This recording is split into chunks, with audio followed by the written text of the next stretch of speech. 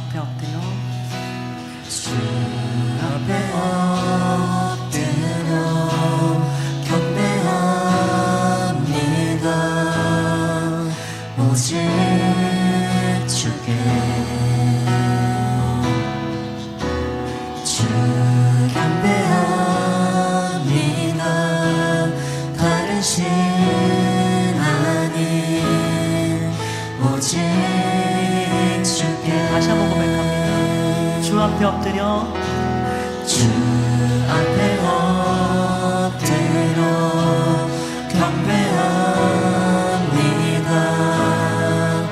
오직 주께 주 경배합니다. 주 경배합니다. 다른 신 아닌 오직 주께. 나의 모든 우상들 나의 모든 우상들 나의 보좌 모두 다 내려놓고 주 앞에 엎드려 주 앞에 엎드려 경배합니다. 오직 주께 주 앞에 엎드려 주 앞에 엎드려 경배합니다. 오직 주께 주 경배합니다. 주 경배합니다. 다른 신 아닌 오직 주께 나의 모든 우상들 나의 모든 우상들 나의 보좌 모두 다 내려놓고 주 앞에 엎드려 주 앞에 엎드려 경배합니다. 오직 주께 아끼러 고백합니다.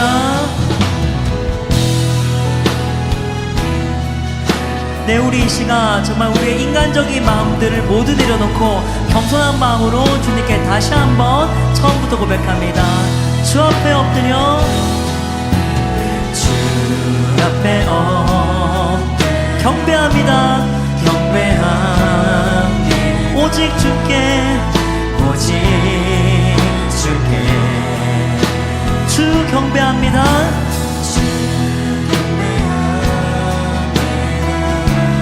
다른 신 아닌 오직 주께 나의 모든 우상들 나의 모든 우상들 나의 보좌 모두 다 내려놓고 나의 모든 우상들 나의 모든 우상들 나의 보좌 모두 다 내려 우리의 모든 우상들을 내려놓길 원합니다. 나의 모든 우상들 나의 보좌 모두 다 내려놓고 주 앞에 엎드려 주 앞에 엎드려 경배합니다. 오직 주께 할렐루야. 정말 주님 정말 이 시간 정말 우리의 모든 인간적인 마음들을 모두 내려놓겠습니다. 정말 주님께서 정말 오늘 우리의 마음에 성령 충만을 주셔서 우리 이런 기도 제목으로 통성으로 기도합니다. 주여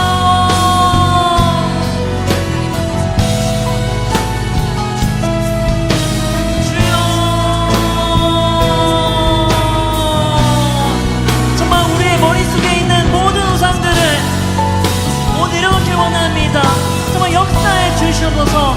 정말 주님의 임재가 가득 흘러넘치는 그런 귀한 예배 시간 될 수 있도록 주님께서 강력하게 임해 주시옵소서. 주여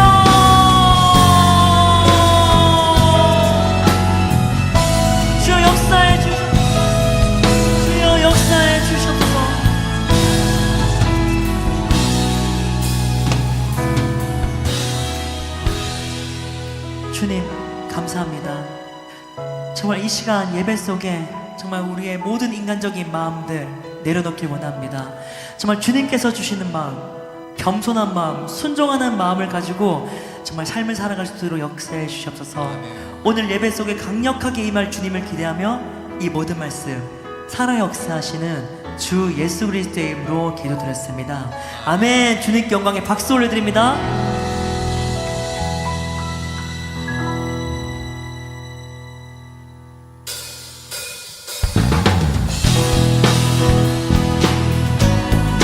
할렐루야. 우리 이번 시간에는 정말 경배받아 마땅하시오 예수 그리스도를 찬양합니다.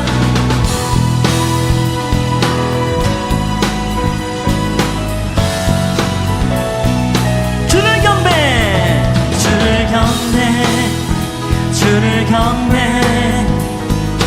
경배하리라, 경배하리라. 주를 경배, 주를 경배, 경배하리라. 다시 한번 주를 경배, 주를 경배, 주를 경배,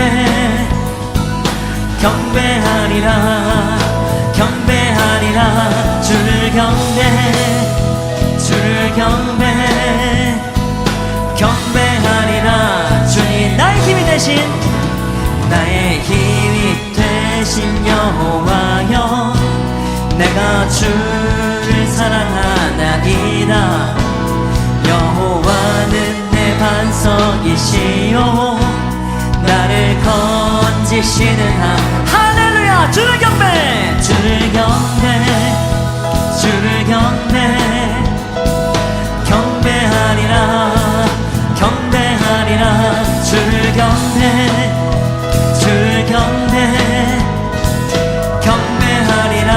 다시 한번 주를 경배, 주를 경배, 주를 경배, 경배하리라, 경배하리라. 주를 경배, 주를 경배, 경배하리라.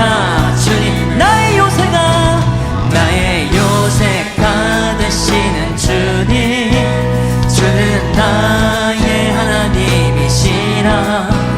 나의 피할 바위가 되시며, 나의 구원의 뿌리신. 할렐루야. 주를 경배, 주를 주를 경배, 주를 경배, 주를 경배, 주를 경배, 경배. 우리들의 목소리를 고백합니다. 나의 요새가, 나의 요새가 되시는 주님, 주는 나의 하나님이시라. 피할 바위가 우리의 구원의 뿌리 되십니다. 나의 구원의 뿌리신. 할렐루야. 주를 경배, 주를 경배, 경배하리라, 경배하리라. 주를 경배, 경배하리라. 감사함으로, 감사함으로 주를 높이며 근문에 들어가서 찬송함으로 그 이름을 송축할. 감사함으로, 감사함으로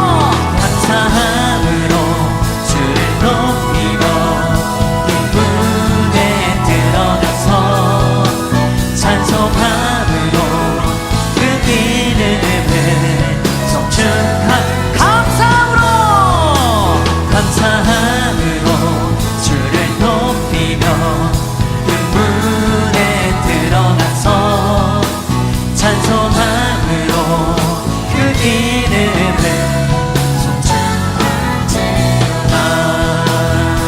주의 선함과 주의 선함과 인자하심이 영원하고 주의 성실하심이 대대에 미치. 다시 한번 주의 선함과 주의 선함과 인자하심이 영원하고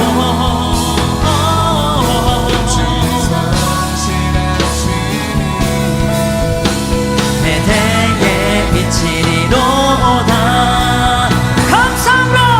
감사함으로 주를 높이며 금문에 들어가서 찬송함으로 그 이름 하나님 선포합니다. 지어다. 찬송함으로 주를 높이며 금문에 들어가서 찬송함으로 그 이름을 송축하. 전심으로 감사함으로 주를 높이며 금문에 들어가서 찬송함으로 그 이름을 성축할지어다. 주님의 이름만 성축합니다.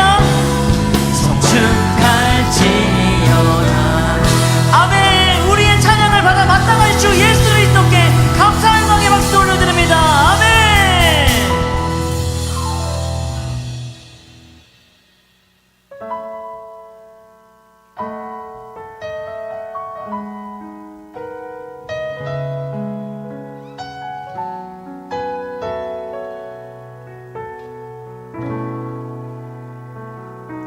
내 모습 이대로 사랑하심을 연약함 그대로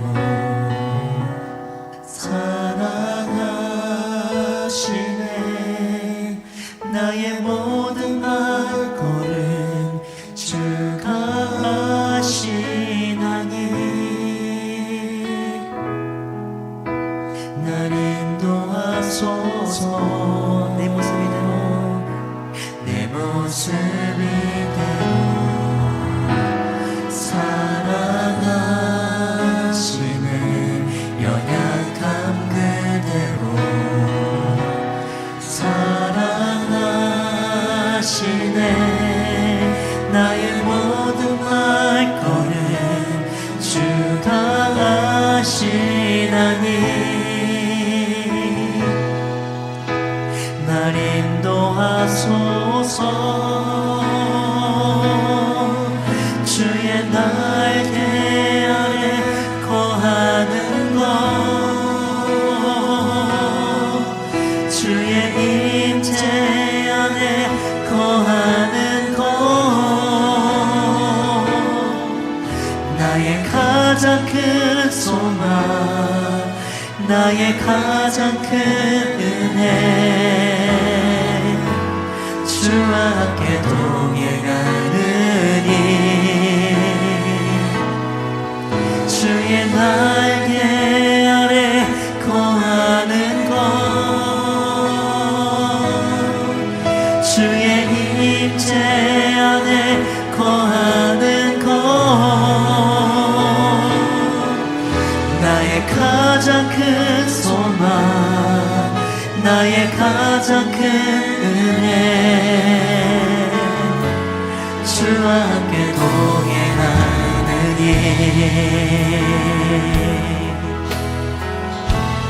내 모습 이대로 내 모습 이대로 사랑하시네 연약한 그대로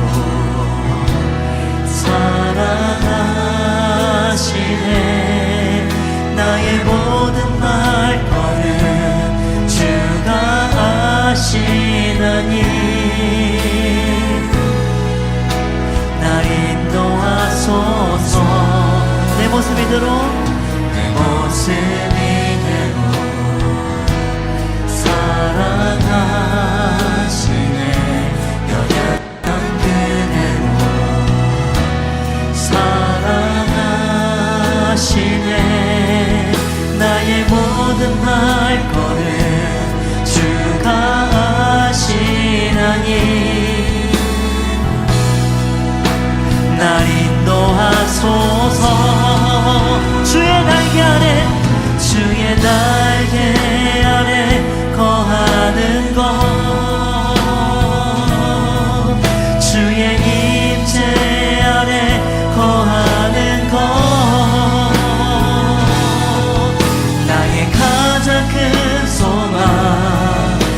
나의 가장 큰 은혜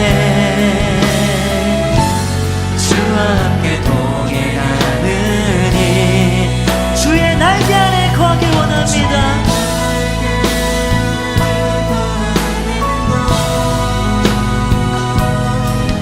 주의 임재 안에 거하는 것 나의 가장 큰 소망 나의 가장 큰 은혜 주와 함께 동행 우리 전심을 다해 선포합니다. 주의 날개 아래 거하는 것 오직 주님의 임재 아래 거하길 원합니다. 주의 임재 안에 거하는 것 나의 가장 큰 소망 나의 가장 큰 은혜 주와 함께 동행하는 주의 날개 아래 거하는 것 주의 날개 안에 거하는 것 주의 임재 안에 거하는 것 나의 가장 큰 소망 나의 가장 큰 은혜 주와 함께 동행하는 아멘. 오직 주님의 날개 아래 거하길 원합니다. 정말 주님의 임재 안에서 살아가길 원합니다. 정말 오늘 예배를 통해서 우리의 인간적인 모든 생각들 정말 세상적인 모든 욕심들을 내려놓길 원합니다. 정말 주님께서 주신 사명으로만 살아가는 그런 우리 예일교회 모든 청년부가 될 수 있도록 강력하게 임해 주시옵소서. 우리 이런 기도 제목으로 통성으로 기도합니다. 주여. 기도하겠습니다. 나는 빛으로 세상에 왔나니 물을 나를 믿는 자로 어둠에 거하지 않게 하려 함이로라. 아멘. 사랑이신 하나님, 오늘도 변함없는 당신의 사랑으로 우리를 예배의 자리로 인도해 주심에 감사하며 찬양과 경배를 올려드립니다. 흑암의 권세 아래에 있던 우리를 사랑의 아들의 나라로 옮기시고 기쁨으로 주님을 예배하는 하나님 나라 백성으로 삼아주시니 감사합니다. 하나님, 저희는 연약합니다. 어둠이 가득한 이 세상을 살아갈 때 수없이 유혹당하고 넘어집니다. 하나님의 음성보다 세상에서 떠드는 소리에 귀를 기울일 때도 있습니다. 성령을 거스르며 그저 내 욕심이 이끄는 대로 게으르고 방탕하게 살기도 합니다. 남을 미워하고 용서하지 못하며 비판하고 정죄합니다. 사랑의 하나님, 저희는 죄인입니다. 저희를 불쌍히 여겨주시고 용서하여 주시옵소서. 예수 그리스도의 십자가 보혈로 저희를 깨끗게 씻어주시고 정결케 하여 주시옵소서. 다시는 같은 죄를 반복하지 않도록 날마다 말씀과 성령의 통치를 받게 하여 주시옵소서. 우리 교회를 위해 기도합니다. 예일교회 모든 성도들이 담임 목사님과 같은 말, 같은 마음, 같은 뜻이 되어 같은 열매를 맺게 하여 주시옵소서. 진행되고 있는 행복 모임 현장마다 복음의 절대 능력이 나타나게 하시고 치유와 회복의 역사가 일어나게 하여 주시옵소서. 행복 모임 인도자들의 입술에 성령의 기름 부어주시고 담대히 복음을 선포하게 하여 주시옵소서. 베스트들과 좋은 관계를 열어갈 수 있도록 성령으로 충만케 하시고 기도 응답의 열매가 풍성히 맺히게 하여 주시옵소서. 양육훈련 받고 있는 지체들에게 영력과 체력을 더하여 주셔서 끝까지 포기하지 않고 달려갈 수 있도록 도와주시옵소서. 또 양육훈련을 통해 모두가 영적으로 성장하고 그리스도의 충성된 제자로 거듭날 수 있도록 축복하여 주시옵소서. 모이는 목장 모임마다 예수 그리스도의 임재와 능력과 목적이 성취되게 하시고 하나님 사랑을 깊이 나누며 건강한 재생산을 이룰 수 있도록 인도하여 주시옵소서. 도곡이도 사역을 축복하시고 우리 교회와 목사님, 성도들을 위해 기도하는 자들을 통해 우리 교회가 더욱 든든히 세워져 가게 하여 주시옵소서. 우리가 주님 앞에 순종하며 맡은 사명을 열정으로 감당할 때 두날개 1500비전 이루시는 하나님을 보게 하여 주시옵소서. 사랑하는 담임 목사님을 위해 기도합니다. 비전을 향해 앞장서 달려가시는 목사님께 성령의 권능을 부어 주시옵소서. 맡은 사명을 능력 있게 감당할 수 있도록 언제나 말씀과 성령으로 충만케 하여 주시옵소서. 육신과 감정과 기억까지도 빈틈없이 지켜주시고 악한 영들의 공격으로부터 보호하여 주시옵소서. 또한 목사님의 가정을 축복하여 주시옵소서. 모두가 하나님 안에서 건강하고 평안케 하여 주시옵소서. 이 시간 말씀 전하실 때 목사님의 입술을 주장하여 주시고 선포되는 말씀에 듣는 자들이 순종할 수 있도록 마음의 문을 열어 주시옵소서. 선교 비전을 위해 기도합니다. 먼저는 우리 교회가 선교하는 교회 되게 하심에 감사합니다. 보내는 선교사의 가정과 학업과 직장, 삶의 모든 터전에 축복을 더하시고 형통케 하여 주시옵소서. 하나님 앞에 헌신되고 충성된 15 선교사를 기다리고 있습니다. 파송될 그날까지 모두가 기도로 준비하게 하시고 나가는 선교와 보내는 선교로 제자 삼는 세계 비전을 감당하게 하여 주시옵소서. 오늘 예배를 위해 기도합니다. 주님께서 우리 한 사람 한 사람을 사랑하셔서 이 예배의 자리로 부르신 줄 믿습니다. 오늘 이 예배를 통해 우리 안에 감사가 회복되게 하시고 하나님께 영광 올려드리는 예배가 되게 하여 주시옵소서. 각자의 자리에서 예배를 섬기고 있는 손길들을 기억하여 주시고 하나님의 은혜를 더욱 깊이 누리는 자리가 되게 하여 주시옵소서. 이 모든 말씀 빛으로 이 땅에 오신 예수 그리스도의 이름으로 기도합니다. 아멘. 자, 우리 하나님 말씀 같이 보겠습니다. 고린도후서 1장 1절로 7절. 저기 우리 다음 주에 재직회 있다 그랬죠? 재직들 손 들어 보세요. 재직들 손 들어서 빨리. 이 사람들 내일 빠지면 안 돼요. 다 재직회 나오세요. 아주 같이 재직회에서 함께 교회에 함께 멍에를 맨 일꾼으로 함께 참여하는 거예요. 그래서 재직회 때 꼭 오셔야 됩니다. 내년에 재직되시는 분들 계시죠? 내년에 신임 재직들 손 들어 보세요. 홍준호 내년에 신임 재직되는구나. 근데 당신은 내년에 전도사 임명받아야 되기 때문에 재직에서 제외돼요.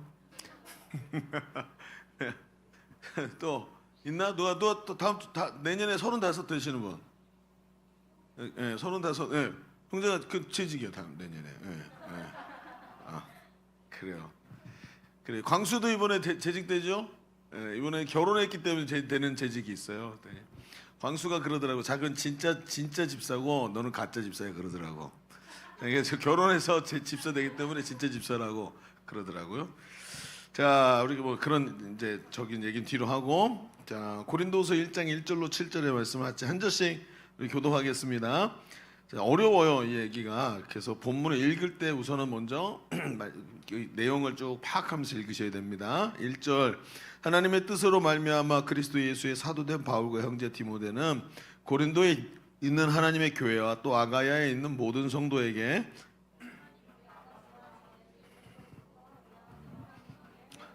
여러분 읽으세요. 안 읽어. 안 나왔어요? 나왔죠?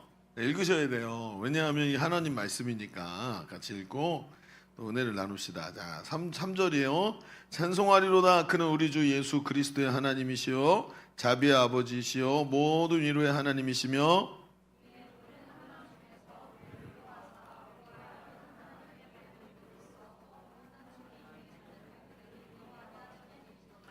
그리스도의 고난이 우리에게 넘친 것 같이 우리가 받는 위로도 그리스도로 말미암아 넘치는도다.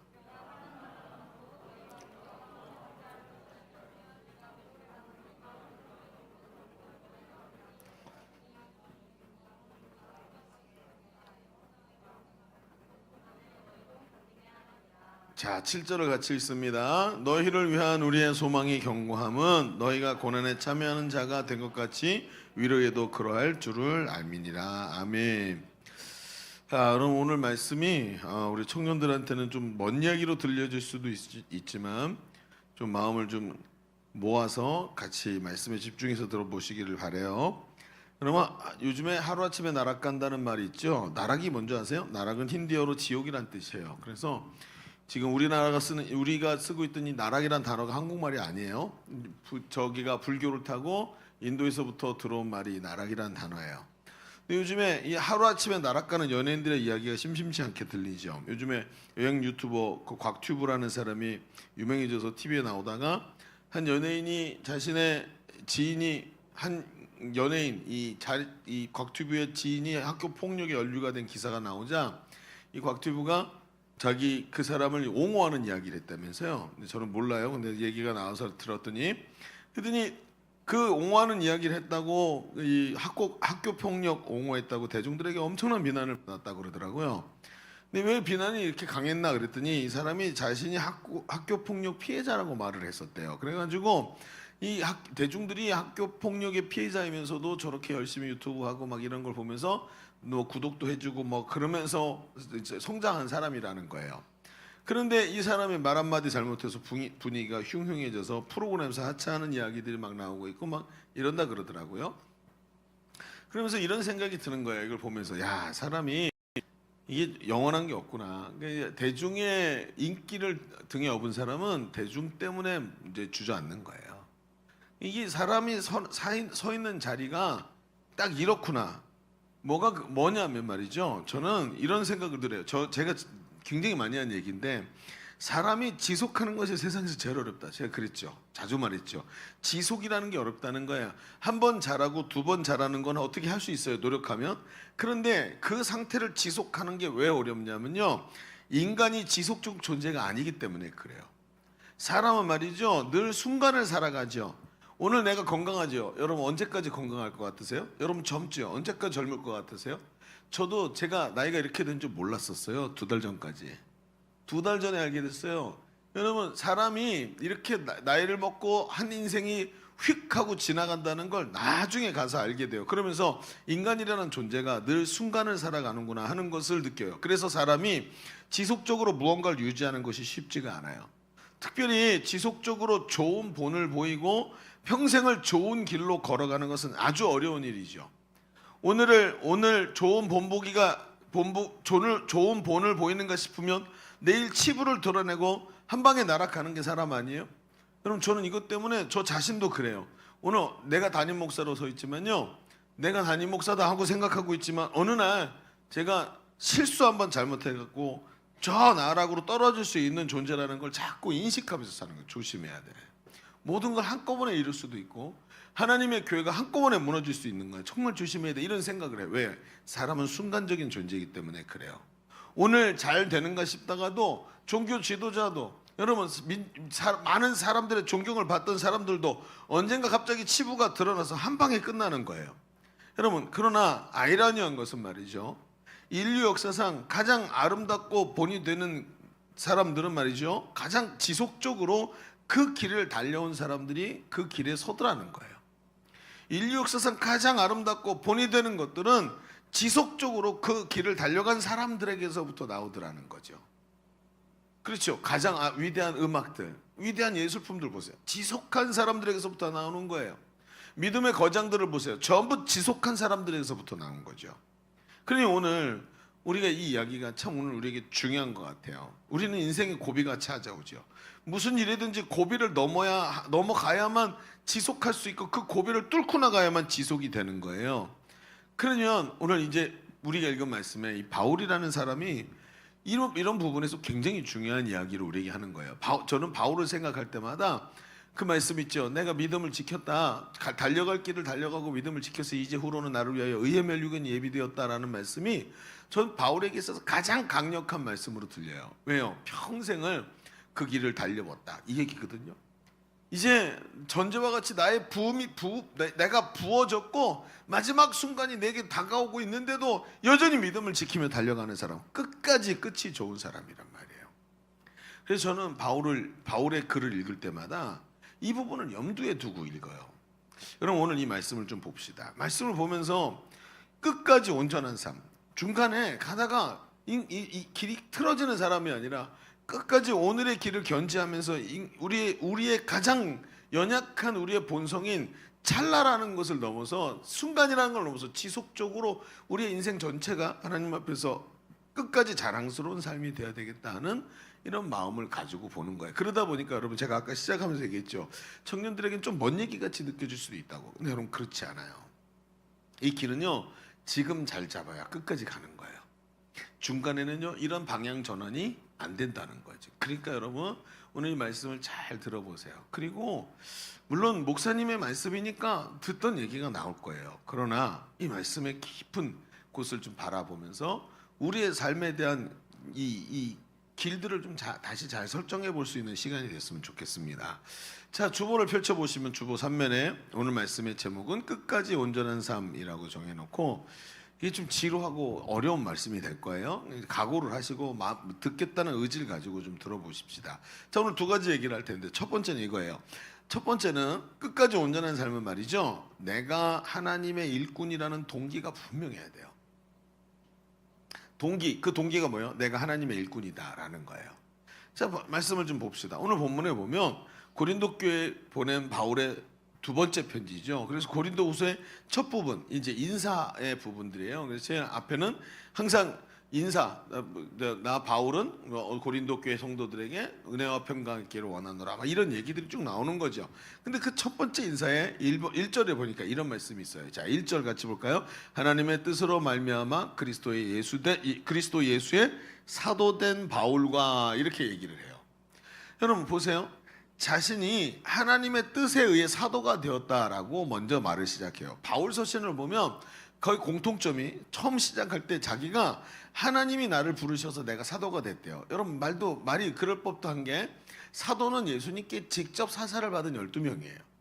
예수님이 직접 가르친 12명만 사도라고 부르는데 자기가 사도래요. 왜 그러는가 하고 봤더니 나중에 바울이 얘기하는데, 자기가 하나님 이 성령에 이끌려서 예수 그리스도께서 자기에게 오셔서 자기를 광야에서 3년 반이나 자기를 가르치셨다. 3년이나 가르치셨다는 거예요. 그래서 자기는 영으로 오신 예수님을 직접 만났다고 말하고, 하나님이 자기를 사도라고, 예수님이 자기를 사도라고 불러주셨다는 거예요. 그래서 예수 그리스도로 말미암아 사도됐다라고 얘기를 하는 거죠. 그러면서 바울은 자신의 부르심이 하나님께서 나를 지금 여기 왜 부르셨는지 그 부르심의 목적이 있는데, 그 목적 중에 하나를 4절에다가 이렇게 써놨어요. 뭐라고 써놨냐면 같이 읽어볼까요? 4절은 좀 같이 읽었으면 좋겠어요. 자, 시작. 우리의 모든 환난 중에서 우리를 위로하사 우리로 하여금 하나님께 받는 위로로서 모든 환난 중에 있는 자들을 능히 위로하게 하시는 이시로다. 자, 하나님이 자기를 지금 어떻게 쓰고 계시느냐 하는 얘기를 하는데, 그 목적은 내가 환난 당할 때 하나님께서 그 환난 속에서 나를 위로하시면서 다른 사람들이 그걸 보고 그들도 하나님의 위로를 받기를 원하도록 만드시려고, 즉 우리의 환난이 또 다른 환난 당하는 자들의 위로가 되게 만드셨다는 거예요. 어떻게 해요? 내가 당하는 이 환난 속에서 위로가 모두 하나님으로부터 온다는 거죠. 그런데 옆에 있던 사람이 하나님이 저 사람 위로해 주시는 거 봐, 엄청나네, 그러면서 자신도 고난 속에서 하나님께 위로를 구하는 사람으로 만들려고 자기를 본보기로 세우셨다는 거예요.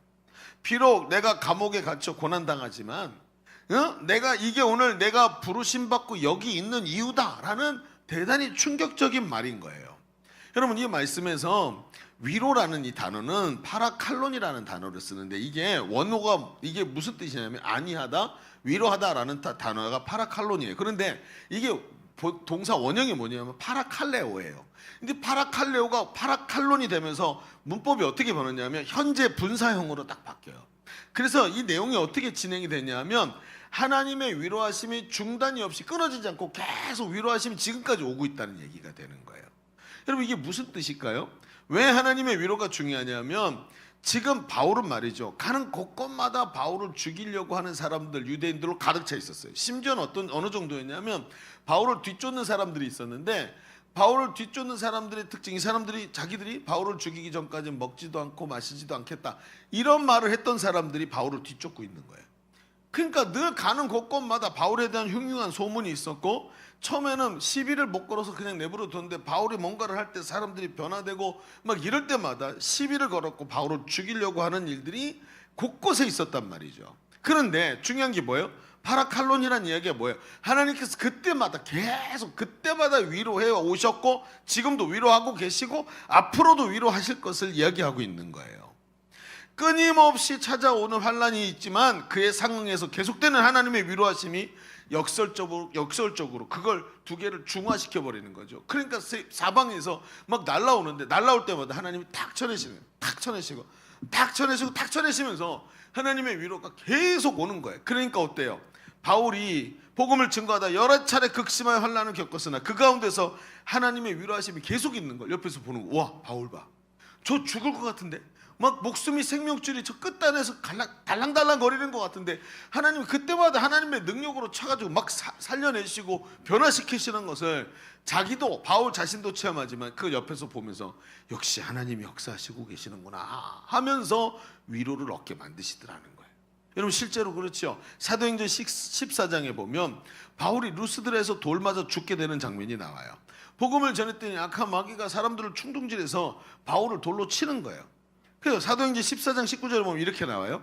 유대인들이 안디옥과 이고니온에서 와서 무리를 충동하니 그들이 돌로 바울을 쳐서 죽은 줄 알고 시외로 끌어내치니라. 제자들이 둘러섰을 때 바울이 일어나서 그 성 안에 들어갔다가 이튿날 바나바와 함께 더베로 가서 복음을 그 성에 전하여 많은 사람을 제자로 삼고 루스드라와 이고니온과 안디옥에 들어가서 이렇게 말을 해요. 여러분 보세요. 지금 바울이 루스드라에서 지금 복음을 전했다가 돌에 맞게 되죠. 여러분 돌에 맞는 장면 본 적 있나요? 제가 얘기했죠. 유튜브 초반에 그 막 탈레반 나오고 이럴 때 거기서 돌에 쳐서 사람을 사형시키는 장면을 유튜브에 한번 띄운 적이 있어요. 근데 유튜브가 그때는 그거를 막는 장치가 약해갖고 떴어요. 그게 제가 그걸 공교롭게 본 거예요. 몇 사람 많이 못 봤는데 제가 그걸 딱 봤는데 한 15분짜리 10분 요 정도 영상인데 동네 한 여자가 무슨 죄를 지었는지 사람들이 모여갖고 돌로 치기 시작하는 거예요. 여자가 끌려나갖고 돌에 맞는데 머리에 돌을 던지는 거예요. 머리에 돌을 던져서 뇌진탕으로 죽게 하는 거예요. 큰 여자가 몇 대 맞더니 막 코피가 나기 시작하고 귀에서 피가 나고 입에서 피가 나기 시작하면서 도망가죠. 도망가면 쫓아가서 던져요. 나중에 그 여자가 이리 도망가고 저리 도망가다가 어질어질해갖고 쓰러지잖아요. 사람들이 와서 쓰러진 데다 돌을 빨리 던져요. 죽으러. 그리고 강가로 나와가지고 강가에서 누워가지고 그리고 몸을 부들부들 떨면서 죽어가는 모습을 유튜브에서 제가 봤어요. 너무 충격적이었어요. 야, 어떻게 이렇게 사람을 죽이냐. 이건 이 사람의 생명에 대한 이런 존경심이 하나도 없어요. 우리 사형을 시키면서도 고통 없이 사형을 시키는 방법을 연구하는 그런 문화 속에 있다 보니까 이런 사람들의 이야기가 도저히 받아들여지지가 않는 거예요. 그러니 이 시대에 바울이 이 시대에 돌에 맞은 거죠. 머리에 온통 막 뇌진탕 걸리고 코에 피나고 눈에 피나고 귀에 피나고 이러면서 죽은 거예요. 이제 죽는데 유대인의 율법에 중요한 게 뭐냐면 율법에 죽은 시체를 만지면 부정해져요. 일주일 동안 부정해. 그래서 시체를 만진 사람은 이 부정해서 집에도 못 들어가고 정결 의식을 하고 씻고 빨고 다 하기 전까지는 사람들도 못 만나. 그러니까 시체를 만지면 어떻게 돼요? 골치 아파지죠. 그러니까 바울을 돌 던져서 죽었는데 바울이 아직 숨이 붙어 있어. 아직 안 죽었죠. 근데 이렇게 두면 어떻게 돼요? 좀 있으면 죽어요. 그리고 어떻게 해요? 들고 나가서 시외 성 바깥에다가 던져놓은 거예요. 왜? 이러면 죽으니까. 그러니까 저녁때가 됐는데 저녁때가 됐고 제자들이 다 모여가지고 바울이 죽었나 하고 보러 왔는데 바울이 거기 딱 있더니 갑자기 눈 딱 뜨더니 벌떡 일어나는 거예요. 좀비처럼. 그리고 하나님이 그걸 고치신 거예요.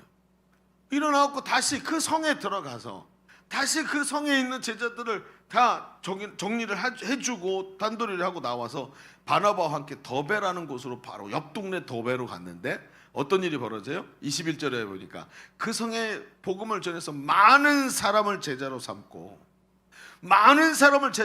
루스드라와 이고니온과 안디옥에 돌아가서 이렇게 말을 하는 거예요. 하나님 어떻게 하셨어요? 하나님께서 더베에서 많은 제자들을 주시면서 하나님께서 위로하시고 힘주시고 하실 일들을 하시더라는 말이에요. 그러면서 어떻게 됐을까요? 다 죽었다고 생각했던 바울이 일어나가지고 복음을 전하고 더 많은 제자들이 세워지는 것을 보면서 루스드라 교회, 더베 교회 이런 곳에 있던 교회들이 다 힘을 얻고 용기를 얻게 하시는 거예요. 하나님 뭐라 그러세요? 하나님이 내가 한다 말씀하시지 않아요? 그리고 14장을 지나서 16장에 넘어오니까 빌립보에서 귀신 들린 여자아이를 고쳐주는 장면이 나오죠. 빌립보가 어디예요? 자주장사 루디아를 만난 자리 아닙니까? 근데 그 루디아를 만나서 거기서 복음을 전하다가 그 복음을 전하는데 옆에 귀신 들려서 점치는 아이가 있었어요. 근데 이때 이런 아이들은 어떠냐면 거의 종이에요. 종. 팔린 거예요. 그러니까 주인들이 여러 사람이야. 왜? 얘가 투자 대상인 거예요. 얘를 돈 주고 사서 뭐 비싸니까 귀신들이나 점치나 굉장히 비싼 거예요. 이때도 노예를 사는데 너무 비싸니까 여러 사람이 돈을 모아서 얘를 산 거예요. 그래서 얘 점치게 해가지고 점치면서 번 돈을 서로 나누는 거예요. 이 주식 투자 거의 비슷한 거죠.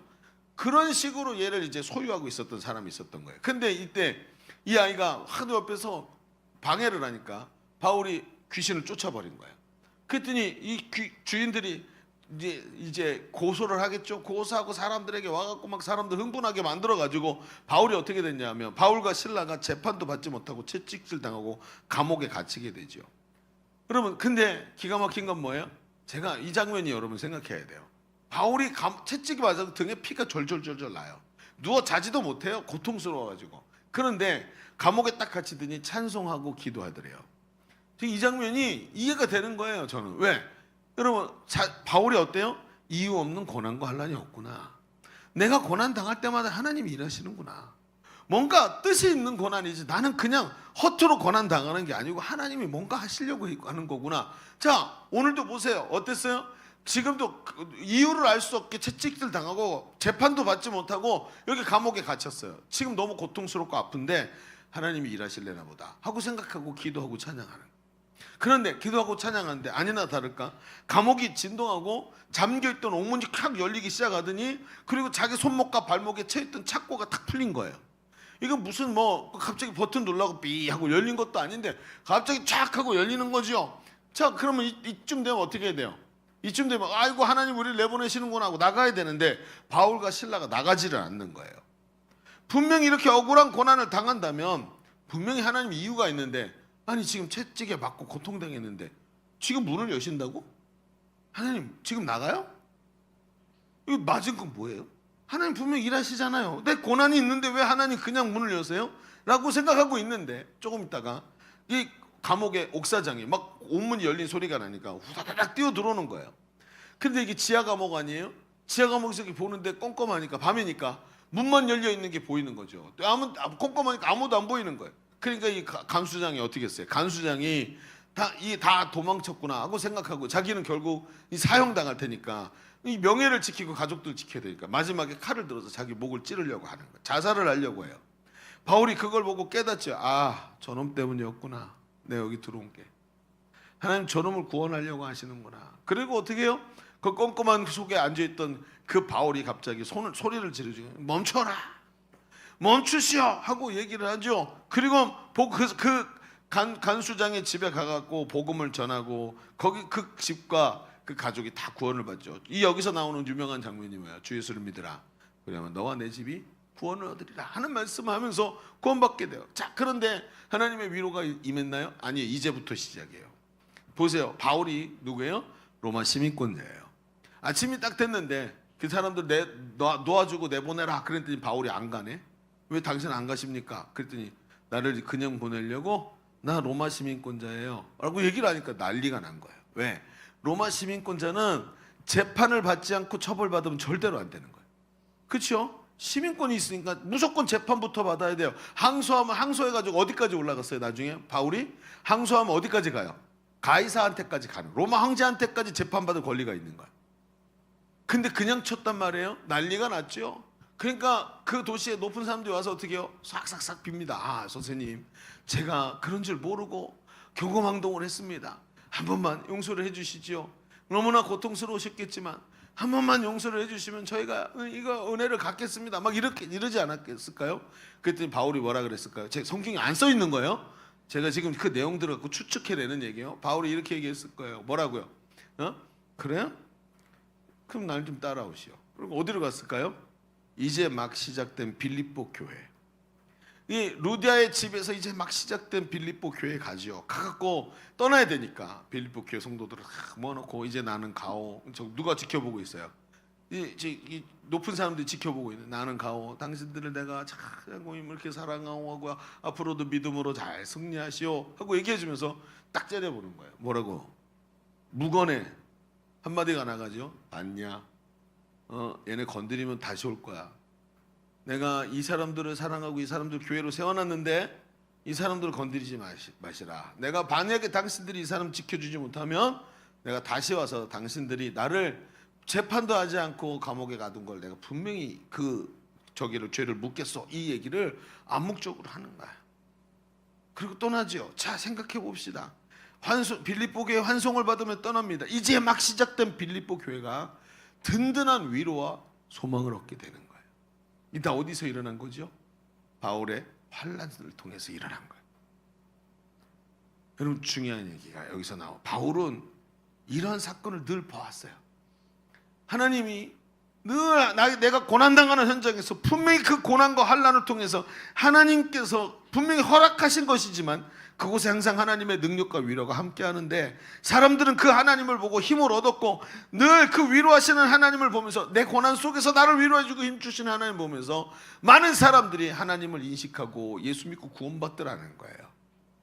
바울이 깨닫는 게 있었어요. 그게 뭘까요? 사도행전 12장 10절에 바울이 깨닫는 게 나와요. 사도행전 12장 10절에 내가 그리스도를 위하여 약한 것들과 능력과 궁핍과 곤란을 기뻐하노니 이는 내가 약할 그때 곧 강함이라. 이게 바울이 경험했던 자기 삶이에요. 내가 환난 당할 때 나는 절대로 그 환난이 그냥 지나가지 않더라.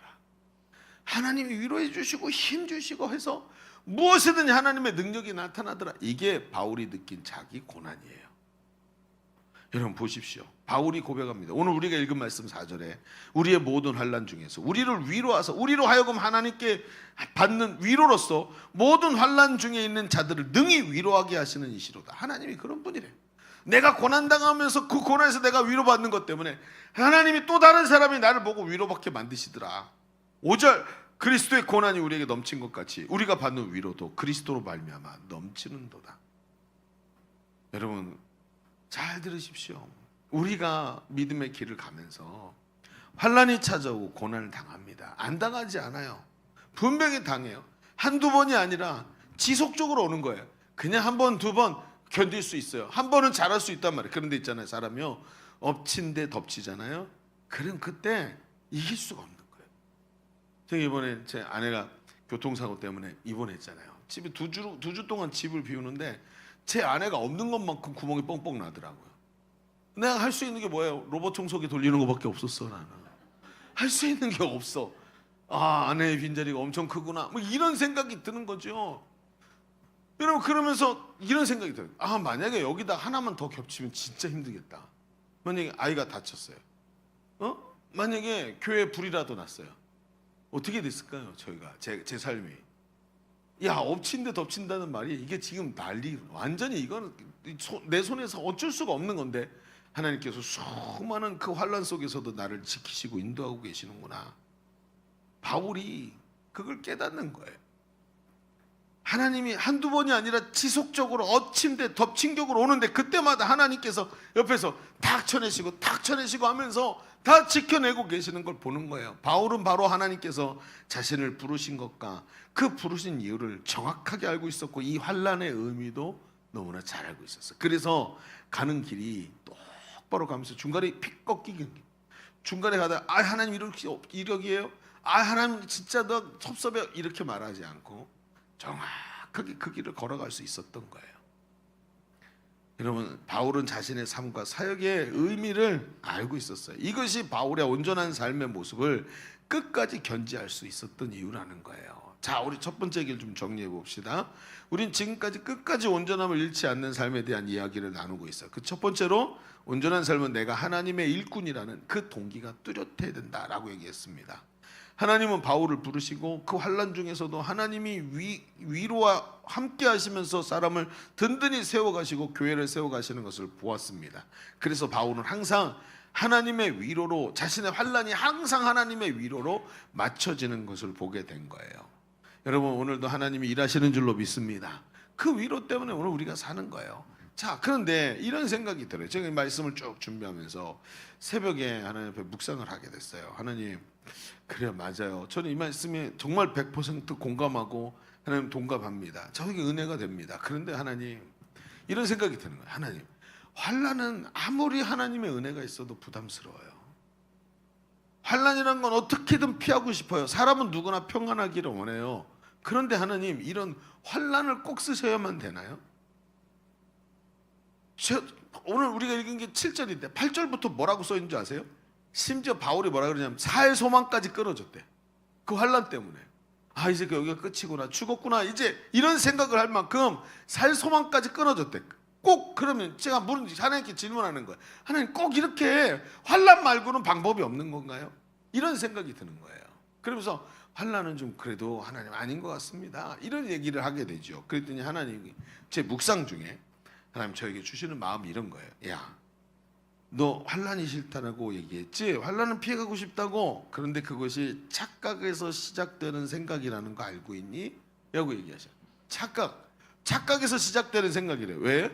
원래 여러분 잘 생각해 보세요. 세상에는 본래 평안이 없어요.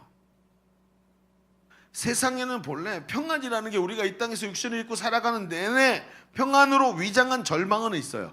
그렇죠? 평안으로 위장한 절망은 있어요. 응? 여러분, 안정이라는 것으로 위장된 여러 가지 함정들이 존재해요. 아무리 막아도 불행과 염려가 사람에게 찾아드는 거죠. 여러분, 영원한 게 없어요. 우리는 순간을 산다 그랬잖아요. 그러니까 여러분 생각해 보세요. 평안하고 싶다고요? 근데 오늘은 건강한 것 같은데 여러분, 건강이 조금 있으면 사라져요. 여러분, 앞으로 100세 인생이라 그러죠? 그 100세 중에 40년은 무릎 아파서 살아야 돼요, 여러분. 여러분 20년이죠. 20년, 30년. 나이 많아야 30대, 우리 평균 30대라고 말해 봅시다. 30살이에요.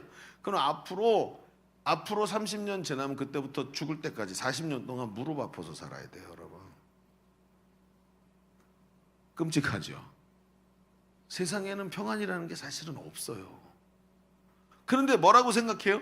나는 평안을 원하면 평안을 얻을 수 있다고 착각하는 것에서부터 시작한다는 거예요. 아무리 막아도 불행과 염려가 찾아든다는 거예요. 우리는 주님 때문에 환난 당하지만 세상 사람들은요, 자기 정욕 때문에 고난을 당해요. 그래서 세상에는요, 누구에게도 평안이라는 게 없다는 거예요. 오히려 주님 때문에 환난 당하는 게 더 축복이다라고 하나님 말씀하시는 거예요. 여러분 생각해 봅시다. 바울은 위로를 말하고 있지만요, 사실은 성경을 가만히 읽어보잖아요. 제가 여기서 발견되는 거예요. 성경을 가만히 읽어보면 바울은 위로를 말하지만 바울은 위로에 집중하지 않고 있어요. 이걸 발견하게 돼요.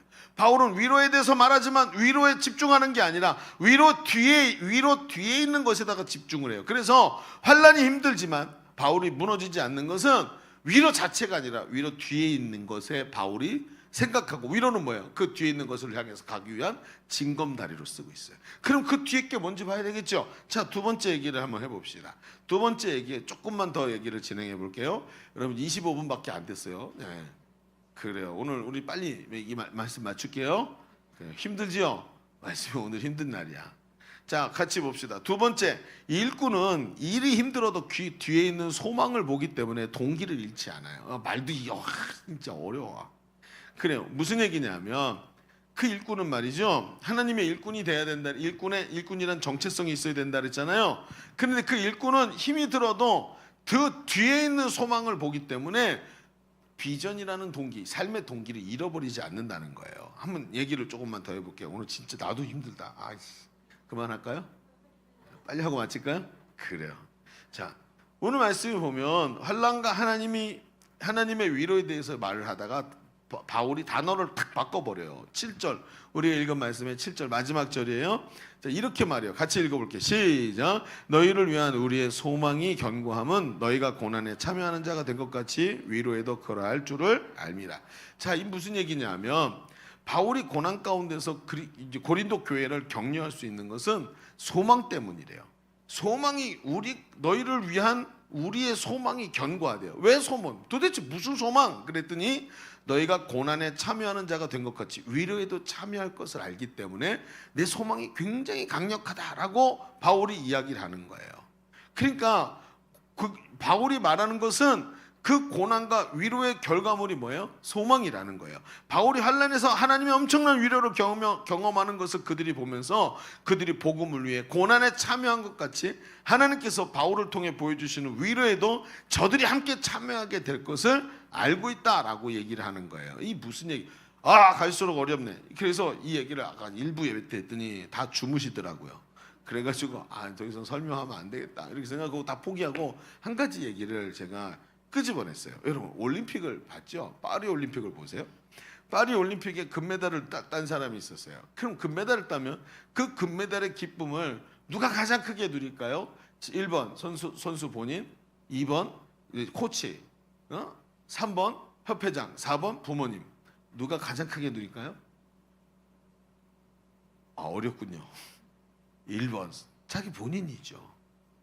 본인이 왜 가장 큰 기쁨을 누릴까요? 왜냐하면 자신이 제일 많이 투자했기 때문이에요. 시간을 투자했어요. 열정을 들였어요. 너무나 힘들고 고통스럽지만 훈련했어요.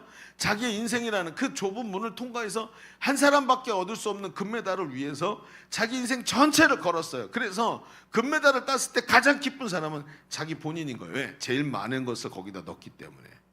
여러분, 이런 소망의 전제가 바로 이거예요. 그들이 고난에 참여하고 있다는 거예요. 고난에 참여하기 때문에 단순히 그저 동고동락하는 게 아니라 고난에 참여하기 때문에 위로에도 참여할 수 있게 되는 사람이라는 거예요. 자, 이 얘기를 보세요. 전에 어떤 목사님을 제가 만났어요. 이 목사님과 1박 2일 동안에 일어나는 이런 학회 모임에서 만나게 됐어요.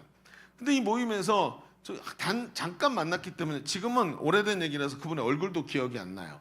근데 제가 지금 기억나는 게 뭐냐면 굉장히 젊은 분이었고 굉장히 스마트한 분이었어요. 대형 교회에서, 큰 교회에서 제자를 세우는 그 분과를 자기가 맡고 사역을 하고 있었어요. 제자 훈련 성격 공부를 시키고 있었던 거예요. 그런데 그분이 제가 제 얘기를 쭉 하면서 저의 이제 연구 부분을 발표를 하니까 두날개가 나올 거 아니에요? 이 두날개 얘기를 쭉 하는데 그분이 이렇게 관심 있게 보는 거예요. 자기 사역이 저랑 비슷하니까, 제자 잡는 사역이니까. 그러다가 저희 이제 휴식 시간이 되고 조용한 시간에 저한테 그분이 오셨어요. 와가지고 저한테 질문이 있대요. 목사님, 저도 똑같은 사역을 하는데요. 그러면서 물어보는 거예요. 목사님, 제자가 세워지나요? 하고 물어보는 거예요. 제자가 진짜로 제자가 세워지나요?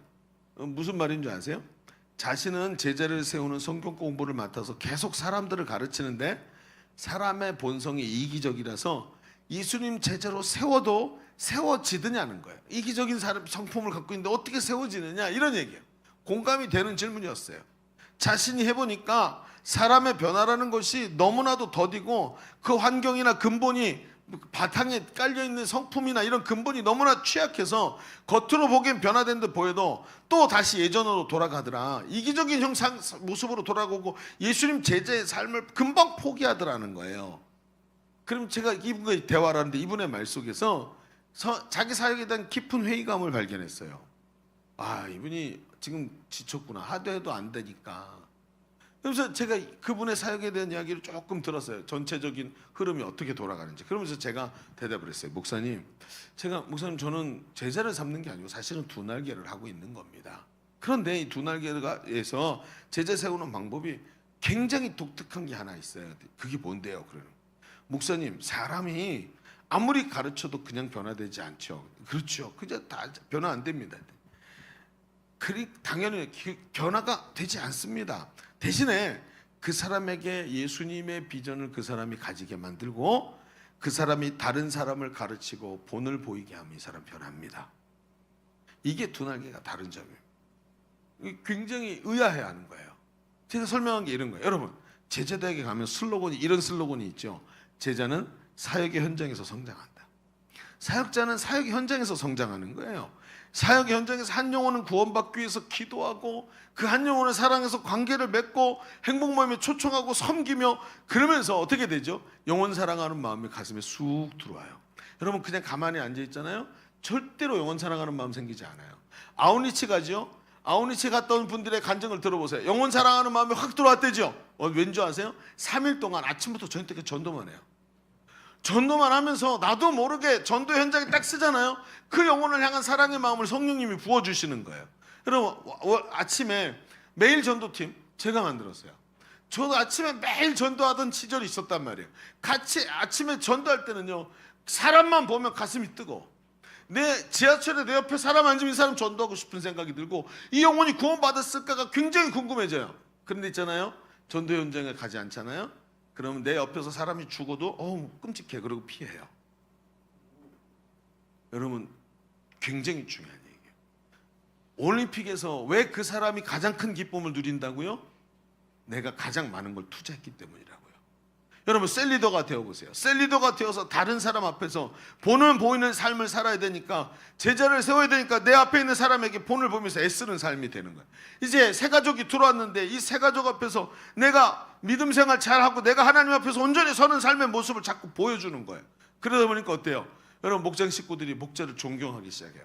저분의 삶을 나도 따라가고 싶다고 말해요. 어느 날부터 내 삶 속에 내가 지금 이렇게 살아가는 것에 대해 자부심이 느껴져요. 아, 헌신이라는 게 이런 거구나. 가치 없이 공중에 뿌려지는 시간, 손주나 봐주면서 그 손주 봐준 거, 여러분 세상에서 제일 공없는 게 손주 봐주는 거래죠. 아무도 인정해주지 않는 거, 손주 봐주는. 그러니라고 내 팔뚝 다 인대 다 늘어날 때까지 손주 안고 있는 것보다 훨씬 더 귀중한 게 뭐예요? 영혼 사랑하고 영혼 세우다 보니까 이렇게 하나님께서 나에게 은혜를 주시는구나 하면서 나의 삶에 대한 자부심이 막 생기기 시작하는 거예요. 여러분 그러다가 셀가족이요, 목장 식구가 한 사람이라도 쓰러져서 넘어져 있잖아요. 신앙을 잊어버리고 믿음을 잃어버리고 있으면 그 사람을 바라보면서 이렇게 생각해요. 내가 기도가 부족하구나. 저 사람을 위해서 더 기도했어야 됐는데 내가 게을러서 기도하지 않았더니 저 사람이 넘어지는구나 하고 생각하고 어떻게 해요? 그 영혼을 위해서 기도해 줄 사람이 나밖에 없어. 저 친정 엄마도 기도 안 해줘. 나라도 기도해 줘야지 하고는 새벽 기도 나와서 기도하는. 기도하면서 어떻게 돼요? 하나님과 가까워지고 기도하면서 성장하고 그 사람을 위해서 기도하면서 하나님 앞에서 누리는 은혜가 있어요. 여러분 보세요. 이 목사님이 놓친 게 뭐죠? 이 목사님의 사역에 놓친 게 뭐예요? 자기가 예수님의 비전 알고 제자 삼는 제자로 세워지면서 이 사람의 그 제자로서 자기가 해야 될 일을 그들에게 주지 않았던 거예요. 투자하지 않았어요. 투자하게 만들고 자신의 삶을 헌신하게 만들어야 되는데 그러지 않으니까 어떻게 해요? 사역 현장에서 고난에 참여하는 자가 돼야 되는데 고난에 참여하지 않으니까 위로에도 참여하지 못하게 되는 거예요. 자, 이 말이 중요한 거예요. 여러분 오늘 우리가 읽은 말씀은 바울이 계속 말해요. 고난에 참여하는 자가 위로에 참여한다. 고난받기를 거절하고 내가 오늘 환난을 두려워하고 어려워만 하니까 하나님의 위로도 내게 오지 않는 거예요. 위로를 경험한 사람들의 특징이 뭔지 아세요? 고난이 두렵지가 않아요. 누구나 당하는 게 고난이고 세상에 살아가는 사람 누구나 다 어려움 당하고 고난 당하지만 내가 주님과 함께 이 길을 걸어가니까 위로를 주시니까 다가올 고난이 눈앞에 보여요. 그런데 하나도 두렵지가 않은 거예요. 무슨 얘기인지 여러분 아시겠어요? 제가 수영장 비유 많이 하죠. 수영장에 딱 들어갔는데 물이 여기까지 오잖아요. 무서워요. 근데 여기까지 오는 물이 내가 키가 조금 크고 깨끗한 발을 들면 이렇게 올라오잖아요.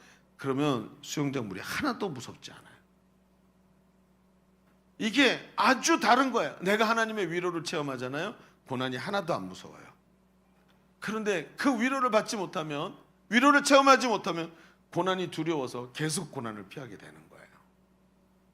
여러분 올림픽 금메달을 딴 선수가 제일 기쁜 것처럼 내가 주님의 일에 하면서 내가 성장하고 내가 더 견고해지고 내가 더 믿음이 강력해지는 것을 보면서 이게 하나도 힘들지 않다는 것을 느끼게 돼요. 이게 바로 그리스도인이고 예수님 제자예요. 예수님도 땅끝까지 가서 제자를 삼아라 말씀하시면서 마태복음 28장 20절에 이렇게 말했어요. 내가 너희에게 분부한 모든 것을 가르쳐 지키게 하라. 내가 너에게 말한 것을 그 사람들에게 네가 가르치고 그 사람도 그렇게 살게 만들어라. 여러분 뭐죠? 네가 본을 보여라. 네가 투자해라. 네가 그 사람을 가르쳐라. 네가 그 사람에게 본을 보여라. 이게 예수님의 전략이었어요. 왜? 그렇게 해야 내가 성장하기 때문에. 재생산이라는 게 바로 이런 거예요. 예수님은 제자된 사람에게 또 다른 제자들에게 본을 보이라 그랬어요. 그 또 다른 제자가 누구에게는 자식이기도 하고 누구에게는 셀가족이기도 하고 누구에게는 친구이기도 하고 그 또 다른 제자가 누구에게는 자기 부모님이기도 해요. 본을 보이기 위해서 애를 쓰면서 달려갈 때 거기서부터 시작해서 내가 그 일에 참여하면서 환난도 고난도 뚫고 나갈 위로를 하나님이 주시는 것을 경험하게 되는 거예요. 우리 교회에 예전에 1호 선교사가 있었어요. 이름이 생글이야. 생글 웃는다. 그래서 유생글이라는 친구가 있었어요. 지금은 목사님 사모님이 돼 있는데 이 친구가 늘 집에 가는 게 제일 싫었어요. 부모님에게부터 받은 상처가 많아서 집에 가면 늘 싸움이 있고 아빠는 무능하고 엄마는 돈 벌러 다니면서 늘 술에 취해 있고 집에서는 맨날 저놈의 인간 때문에 그러면서 이런 소리들이 늘 끊이지가 않는 거예요. 그래서 세상에서 제일 들어가기 싫은 데가 집이었어요. 근데 이 친구가 그런 집을 바라보면서 교회를 나오면서 제자가 되고 훈련을 받으면서 자신의 집에 대한 소망이 생겼어요. 그래가지고 어떻게 했냐면 저한테 부탁을 해요. 목사님 이번에 대신방 하잖아요. 그래 대신방 하니 저희 집에도 신방해 주시면 안 될까요? 야 너네 어머니 나 보면 딱이 때릴걸? 알아요. 딱이 맞으실 거예요. 그러니까 없을 때 제 방에서 엄마 아빠 없을 때 와서 시간 해가지고 해달라는 거예요. 그리고 진짜 그렇게 해갖고 007 작전하듯이 부모님 없이듯이 들어가 신방을 했네요. 들어가면 찬송 한 곡 부르고 그 다음에 말씀 보고 기도하고 끝나거든요. 찬송을 2곡을 불러달래요. 2곡을 불렀더니 3곡을 불러달래요. 같이 이 집안에 얼마나 어둠의 권세가 가득한지 목사님 와서 기도 좀 해주세요. 그러면서 신방을 받던 사람이었어요. 근데 이 친구가 그러면서 자기가 변화되는데 하나님이 자기 가족 식구 중에 예수 믿는 사람 하나도 없고 매일같이 고성과 막 싸움이 오가는 곳에서 여러분 기억나시는 분 있죠? 자기 방에서 문 걸어 잠그고 행복 모임을 했어요. 내 방이니까 들어오지 마세요. 그래놓고 우리 교회 청년들 들어오라 그래갖고 자기 방에서 몰래 와가지고 행복 모임하고 자기 방으로 베스트 초청하고 하면서 자기 집에서 계속 행복 모임을 했어. 끝나면 아버지한테 욕먹고 엄마한테 욕먹고 그러면서도 계속 행복 모임을 했어. 나중에 어떻게 된 줄 아세요? 가정이 변화됐어요. 자기도 모르는 날 어느 날 엄마가 변하기 시작하고 아빠가 변하기 시작하고 하더니 얼마 안 돼가지고 나눔을 하는 이런 얘기를 한 거예요. 목사님 진짜 신기한 걸 발견했어요. 그래요. 뭘 발견했더니 어느 날 직장에서 막 일을 하는데 그 친구가 쿠팡에서 일했나요? 그 비슷한 데서 일했죠? 맞나? 팀원에서 일했지. 팀원에서 일을 하는데 팀원에서 일하면서 어느 날 너무 업무가 과다해가지고 아우 힘들다 막 그러면서 자기가 집에 가고 싶다 이런 생각이 들더래요. 당연한 거 아니에요. 힘들면 집에 가고 싶잖아요. 근데 너무 놀란 게 뭐냐면 자기가 집에 가고 싶다는 생각을 태어나서 처음 했대요.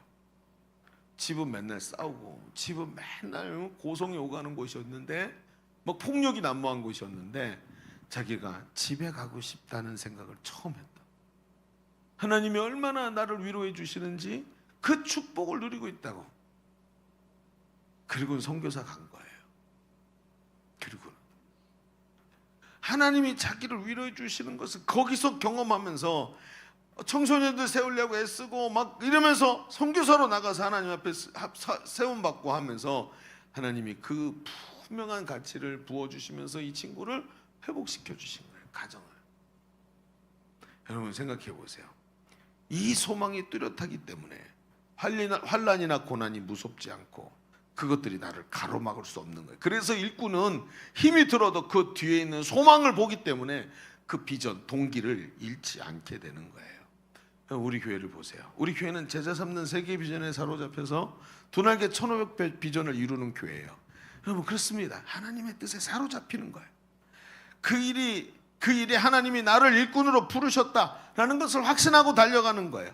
그러면서 그 일을 위해서 애쓰는 거예요. 이번 주에도 여러분 행복 모임에서 사람들이 변화됐어요. 이번 주에도 백지전도 실습을 하는데 제자대학에서 백지전도 실습하는데 밤 10시에 나갔어요. 근데 그 밤 10시에 추워서 사람들이 공원에도 없는 시간에 나간 사람들이 모두 예수님을 영접시키고 어디서 찾았는지 구석구석에서 사람을 찾아서 그 밤에 예수님의 복음을 들을 사람들이 그렇게 많았다고 얘기를 하는 거예요. 여러분 사역의 현장에 나가서 하니까 하나님이 도우시는 손길을 부어주시는 거예요. 하나님의 구원의 귀한 역사를 위해 나를 부르셨다. 그렇다면 이 비전에 내가 사로잡히고 영혼을 살리고 제자를 세우고 교회를 든든히 세우고 하나님 나라를 세우는 일에 사로잡힌 사람이 되어야 되는 거예요. 이 사람이 바울처럼 하나님의 일꾼이라는 삶의 동기를 가진 사람이에요. 그러나 동기로만 멈추는 사람이 아니라 어려움과 시련 속에서도 그 뒤에 있는 소망을 보는 사람. 이 모든 어려움 속에서도 하나님이 변화될 것을, 한 사람이 변화될 것을 확신으로 보기에 그 동기를 잃지 않는 사람. 오늘도 그 한 사람이 또다시 변할 걸 알기에 내가 오늘 그 고난에 참여할 수 있는 사람 될 때 하나님의 위로는 그 사람을 통해서 모든 곳에 역사가 일어나게 하는 거예요. 오늘 우리가 읽은 말씀 6절에 이런 말씀이 있어요. 우리가 환난 당하는 것도 너희가 위로와 구원을 받게 하려는 것이요, 우리가 위로를 받는 것도 너희가 위로를 받게 하려는 것이니 이 위로가 너희 속에서 역사하여 우리가 받는 것과 같은 고난을 너희도 견디게 하느니라. 이 고난을 견뎌내고, 이게 오늘도 예수님이 주신 그 사명과 비전에 사로잡힌 사람들이 이 위로를 받으면서 다른 사람들에게 끝까지 흔들리지 않고 그 길을 달려가면서 영향력을 미치게 되는 거예요. 여러분, 사람이 변화되지 않는 것 같아도 변화가 일어나고 있어요. 우리 교회를 보십시오. 안 되는 것 같아도 이런 변화가 지속돼서 여기까지 오지 않았습니까? 오늘 우리는 사람을 세우고 사람을 잃지 않습니다. 안 되고 쓰러져도 일꾼 때문에 또 일어나는 거예요. 여러분, 이 소망을 뚜렷하게 가지시기를 바랍니다. 오늘 말씀을 마감하겠습니다. 오늘 말씀을 시작하면서 끝까지 지속하는 삶이 되어야 한다는 이야기를 했습니다. 사람이 좋은 것을 지켜내지 못하고 중간에 다른 길로 빠져나가고 쓰러지는 이유가 무엇입니까? 방향성을 잃고 소망이라는 동기를 잃었기 때문이에요. 비전과 사명을 잊어버렸기 때문이에요. 아니요, 여러분, 끝까지 자랑스러운 삶이 돼야 합니다. 오늘도 예수님은 우리를 보고 가르쳐 지키게 하라 라고 말하고 있어요. 오늘도 그 길을 가십시오. 사도 바울이 우리에게 결론적으로 한마디를 합니다. 에베소서 1장 16절의 말씀에 18절 19절 말씀에 이렇게 말해요. 너희 마음의 눈을 밝히사 그 부르심의 소망이 무엇이며 성도 안에서 그 기업의 영광의 풍성함이 무엇이며 그의 힘의 위력으로 역사하심을 따라 믿는 우리에게 베푸신 능력의 지극히 크심이 어떠한 것을 너희로 알게 하시기를 구하노라. 하나님의 일에 내가 헌신하면서 달려들었을 때 하나님이 위로해 주시는 그 능력, 그것을 너희가 그게 무엇인지 알기를 원하노라 하면서 얘기하는 거예요. 여러분, 뒤로 물러앉아 있지 마세요. 가까이 달려오세요. 고난을 두려워하지 마세요. 환난을 두려워하지 마세요. 하나님이 주시는 위로를 받으면 고난, 세상에서 누구나 당하는 고난이지만 나는 그 고난이 전혀 두렵지 않은 사람이 됩니다. 오늘도 앞으로 바짝 달려들어서 하나님 앞에서 이 귀한 소망을 붙잡고 달려가는 우리 귀한 젊은이들 되기를 주님의 이름으로 축복합니다. 자, 기도하겠습니다. 오늘 말씀이 우리에게 쉽게 들리지 않을지도 모릅니다. 그러나 쉽지 않지만 하나님의 말씀은 너무나도 뚜렷하게 오늘 우리를 향해서 말씀하고 계십니다. 하나님, 오늘 우리에게 하나님 제자 삼는 세계 비전을 주셔서 그 비전에 사로잡혀서 달려가게 하시니 감사합니다. 오늘도 하나님께서 내게 주신 이 소망을 붙잡고 오늘 하나님의 능력에 사로잡혀서 달려가는 귀한 삶 되게 하여 주옵소서. 하나님의 위로와 소망이 우리 가운데 넘치게 하여 주옵소서. 우리 말씀의 은혜를 붙잡고 기도합니다. 주여, 할렐루야. 아버지 하나님, 오늘도 함께 하시니 감사합니다. 주의 은혜가 오늘 우리 가운데 넘치는 줄로 믿습니다. 아버지 하나님, 우리가 환난 당할때라도 하나님 그 환난 속에서 넘어져 되지 말게 하시고 오늘도 아버지 하나님 그 고난에 함께 참여하는 자 되어서 주님과 함께 그 길을 달려가게 하여 주옵소서. 오늘도 아버지 하나님 제자를 삼고 하나님의 일들을 함께 감당하며 달려가는 삶이 되게 하여 주옵소서. 성령 하나님 역사하여 주시기 원합니다. 아버지 도와주세요. 하나님 역사하여 주옵소서. 우리가 연약할 때 하나님이 우리의 위로 되시는 줄로 믿습니다. 참된 위로를 누리게 하여 주옵소서. 하나님 역사하여 주옵소서. 우리 이 시간 다시 한번 기도하겠습니다. 오른손을 가슴에 얹고 기도합시다. 하나님, 우리가 환난 당할 때 하나님 그냥 계시는 분이 아닌 줄로 믿습니다. 하나님의 위로가 우리 가운데 넘치는 줄로 믿습니다. 이렇게 문제 당하고 이렇게 환난 당하고 어려움 당할 때, 엎치고 덮치는 일이 일어날 때, 하나님 설상가상이 일어날 때도 하나님께서 다 막으시고 위로하시고 매 순간마다 우리를 이기게 하시는 줄로 믿습니다. 그 위로의 하나님을 체험하게 하여 주옵소서. 능력의 하나님을 체험하게 하여 주옵소서. 우리 다시 주님 외치고 기도합니다. 주여, 할렐루야. 주님 역사하시기를 간절히 원합니다. 우리 아버지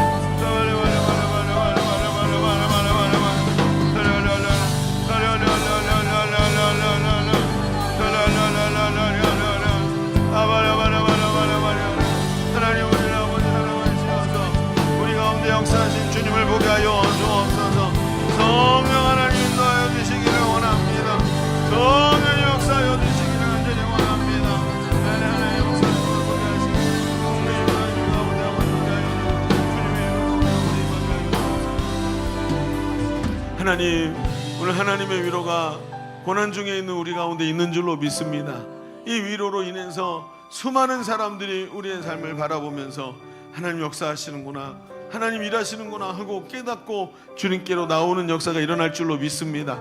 다만 아버지 하나님, 우리가 구경하는 사람, 고난당하기를 두려워하는 사람이 아니라 한 걸음 앞으로 다가나가서 주님 앞에서 이 환난을 두려워하지 아니하고 위로를 받아 승리하는 주의 자녀들로 우리를 삼아 주옵소서. 이 시간도 함께 하신 하나님께 감사드리며 예수님의 이름으로 기도하옵나이다. 아멘. 우리 하나님께 감사의 박수 올려드리겠습니다.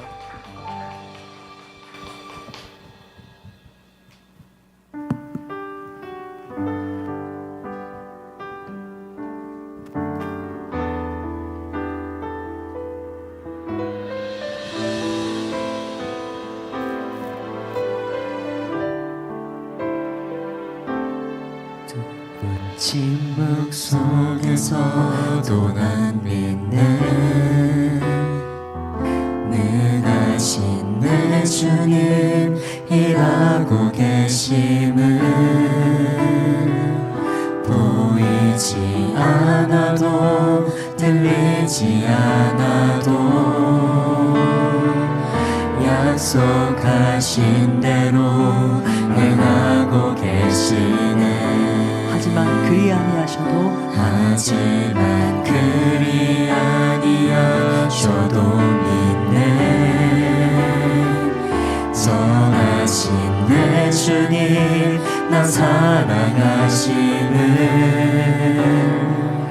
나 바란 그대로 이루어지지 않아도 깊으신 뜻대로 예비해 두셨네. 믿음의 믿음을 더하여 주님의 크신 손 붙들리 나들을 고백은 주 사랑합니다. 마침내 주 얼굴 볼 때, 마침내 주 얼굴 볼 때에 그 품에 가득 난 길이 나들의 고백은 주 사랑합니다. 주 사랑합니다.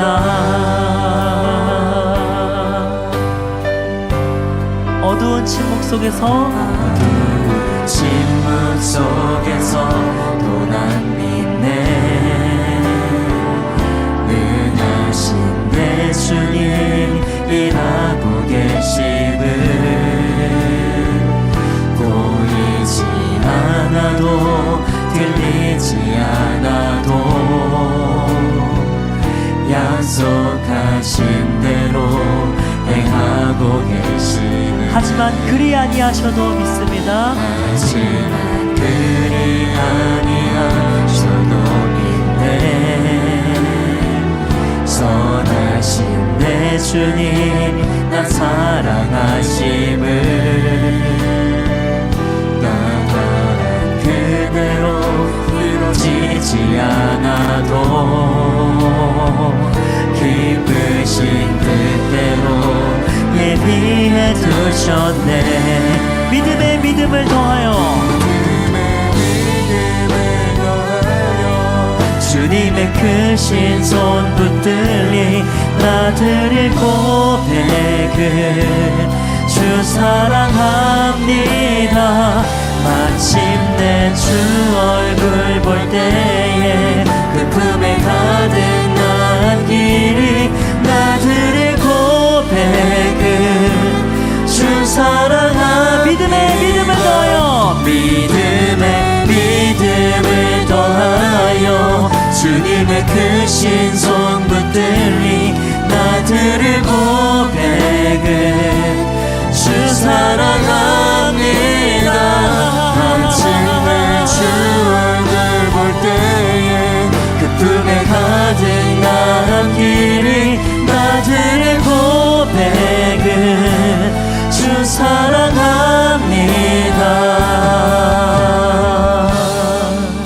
주 사랑합니다.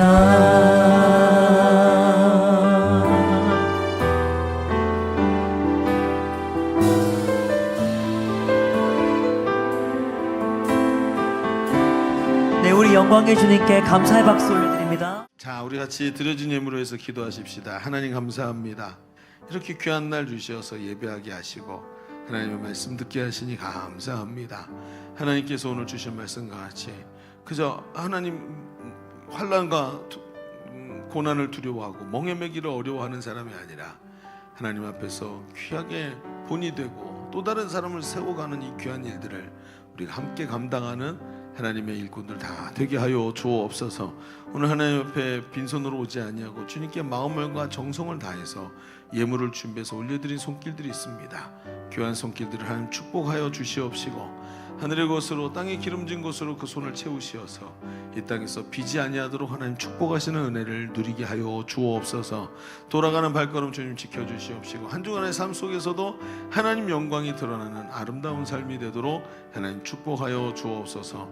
하나님께 감사와 찬송을 올려드리며 이제는 우리 구주 예수 그리스도의 은혜와 아버지 하나님의 지극하시고 만극하신 사랑하심과 성령님이 내주하시고 교통하심이 함께하시는 은혜가 오늘 모여 예배하는 모든 젊은이들 머리머리 위에 저들의 삶과 미래 위에 주님의 몸된 교회 위에 이제로부터 영원토록 함께 계시기를 간절히 축원하옵나이다.